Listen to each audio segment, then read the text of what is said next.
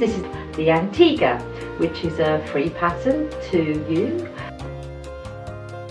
This is the diagram. Before you start this, you need to be familiar with the key page.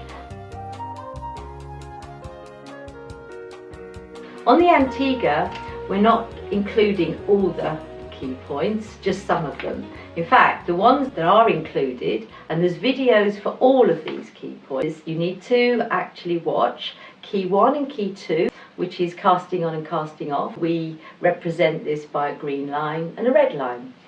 We're going to start off with key 1, which is how to cast on. It's a different sort of cast on, it's an E-wrap cast on, but there is a So now we're going to go to key 2, which is represented by a red line, and that's how to cast off. You need to watch key 6 and key 7. Markers are really important, and so on, and you just watch those videos. They're all there for you just to watch. Then you need to practice.